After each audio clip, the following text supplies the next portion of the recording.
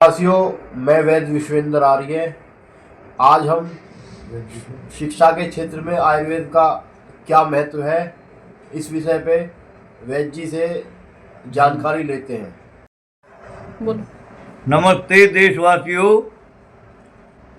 जागरूक नागरिक, जागरूक मिशन, जागरूक शिक्षा, जागरूक सरकार के विषय में आज हम वैद्य विश्वेंद्र को के प्रश्न का उत्तर दे रहे हैं कि शिक्षा के क्षेत्र में आयुर्वेद का क्या महत्व है।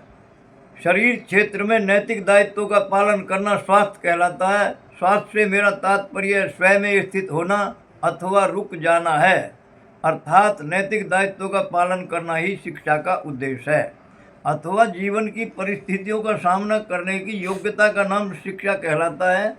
स्वयं में रुक जाने से ही शरीर, आत्मा और मन का समायोजन होता है। इसके लिए होश पूर्वक जीने की आवश्यकता है, जिसे ध्यान करने की शैली का परिणाम कह सकते हैं।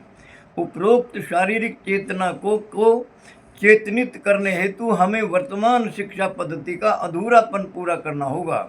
वेदों और दर्शन शास्त्र के अनुसार शारीरिक, आत्मिक, सामाजिक यह शिक्षा के 3 स्तंभ हैं।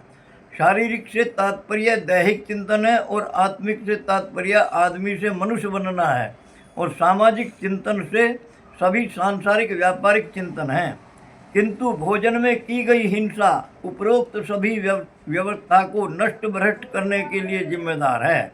श्रीमद् भगवत गीता में श्री कृष्ण भगवान ने 3 प्रकार के भोजन का ग्रहण करने के परिणाम और दुष्परिणामों को 6वें अध्याय में विस्तार से वर्णन करते हुए सात्विक भोजन करने हेतु प्रबल समर्थन करते हैं, जो हमारे शिक्षाविदों के लिए एक प्रेरणा है।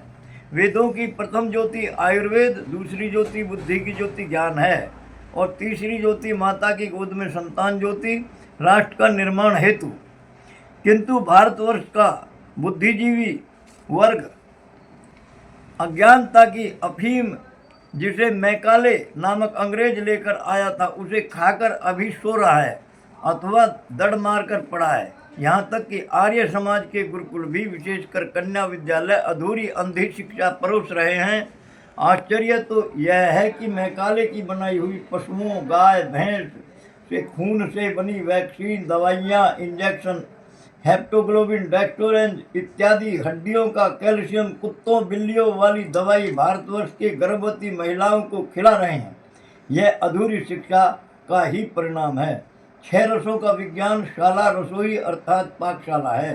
शिक्षा में 6 रसों की विज्ञान, अम्ल क्या है और क्षारों का क्या महत्व है, किस मौसम और किस ऋतु में कौन सा रस भोजन में खावें पकावें, और अग्नि जल पृथ्वी आकाश दिशा काल मन और आत्मा के विज्ञान को समझें पढ़ें बिना रसोई अधूरी है।